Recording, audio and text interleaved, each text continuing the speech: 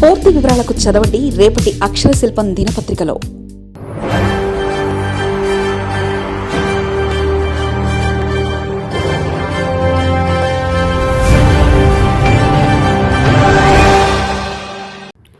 ఆత్మరక్షణలో కేంద్ర విపక్ష పార్టీలు. మోదీ మాస్టర్ స్ట్రోక్ అదేనట. ఢిల్లీ వేదికగా ఆసక్తికరమైన సమీకరణాలు.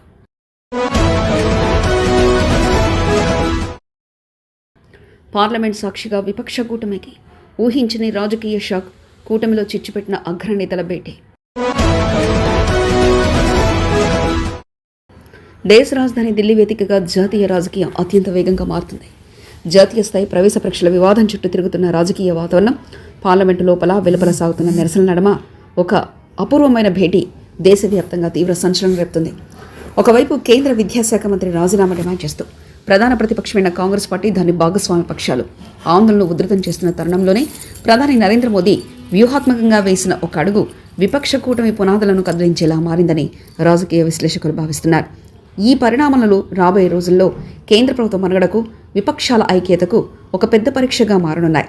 కేంద్ర మంత్రి రాజీనామా చేయాలనే పట్టుదలతో విపక్షాలు గత 3 రోజులుగా నిరసన కార్యక్రమాలను ముమ్మరం చేశాయి. అందులో భాగంగా కాంగ్రెస్ అగ్రనేతలు రాహుల్ గాంధీ, ప్రియాంక గాంధీ తమ పార్టీ సహచరులతో కలిసి ప్రధానమంత్రి నివాసం ముట్టడికి యత్నించడం, అక్కడ మెరుపు ధర్నాకు దిగడం జాతీయ స్థాయిలో తీవ్ర ఉత్కంఠకు రేకెత్తించింది. నిరసనకారులను అదుపులో తీసుకునేందుకు పోలీసులు రంగంలోకి దిగాల్సి వచ్చింది. అటు పార్లమెంటు ఉభయ సభల్లోనూ ఇదే అంశంపై విపక్షాలు పట్టుబడడంతో సభా కార్యక్రమాలు పూర్తిగా స్తంభించిపోయాయి.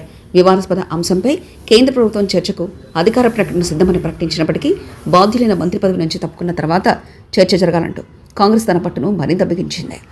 కాంగ్రెస్ నాయకత్వం ఈ నిరసన ద్వారా కేంద్ర ప్రభుత్వంపైకి తీవ్ర ఒత్తిడి తెస్తున్న తరుణంలో విపక్ష కూటమిలో అత్యంత కీలక భాగస్వాములుగా ఉన్న సీనియర్ రాజకీయ ధురీణుడు శరద్ పవార్ నేరుగా ప్రధానమంత్రి కార్యాలయానికి రావడం అందరినీ ఆశ్చర్యపరిచింది. తన కుమార్తె ఎంపీ సుప్రియా సులేతో కలిసి ఆయన ప్రధాని నరేంద్ర మోదీతో ప్రత్యేకంగా సమావేశమయ్యారు.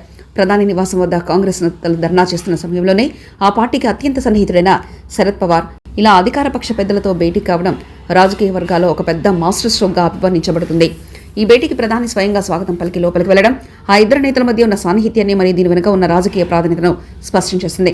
గత కొంతకాలంగా శరద్ పవార్ నేతృత్వంలోని ఎన్సీపీ విపక్ష కూటమికి దూరం జరిగి కేంద్రంలోని అధికార ఎన్డీఏ కూటమిలో చేరుతుందన్న ప్రచారం జోరుగా సాగుతుంది.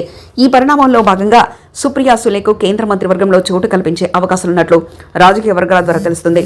ఇటీవల ఆమె కేంద్ర హోంమంత్రి అమిత్ షాతో కూడా భేటీ కావడం ఆ ఊహాగానాలకు మరింత బలం చేకూర్చింది.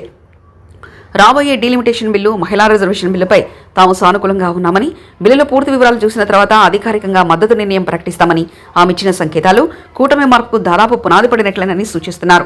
ఈసారి సమావేశాల్లో ఈ కీలక బిల్లును ఆమోదించుకోవాలని బీజేపీ గట్టి పట్టుదలతో ఉండడంతో పవార్ మద్దతు ప్రభుత్వానికి మరింత వెసులుబాటు ఇవ్వనుంది. ఈ అకస్మాత్తు పరిణామం కాంగ్రెస్ పార్టీని పూర్తిగా ఆత్మరక్షణలో నెట్టేసింది.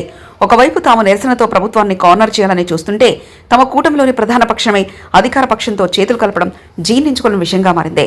అయితే ప్రస్తుతం దేశంలో నెలకొన్న విద్యారంగానికి సంబంధించిన వివాదాలపై, విద్యార్థుల ఆందోళనపై తగిన చర్యలు తీసుకోవాలని కోరడానికే ప్రధానమంత్రితో శరద్ పవార్ చర్చించారని ఎన్సీపీ అధికార ప్రతినిధులు నష్ట నివారణ చర్యలకు దిగినప్పటికీ దీని వెనకాల ఉన్న అసలు రాజకీయ వ్యూహం వేరే ఉందని బహిరంగ రహస్యంగా మారింది. ఢిల్లీ కేంద్రంగా సాగుతున్న ఈ పరిణామాలు రాబోయే రోజుల్లో జాతీయ రాజకీయ చిత్రపటాన్ని ఏ విధంగా మార్చబోతున్నాయనేది ఇప్పుడు అత్యంత ఉత్కంఠభరితంగా మారింది. మరిన్ని కథనాల కోసం సబ్స్క్రైబ్ చేసుకోండి మీ అక్షర శిల్పం. పూర్తి వివరాలకు చదవండి రేపటి అక్షర శిల్పం దినపత్రికలో.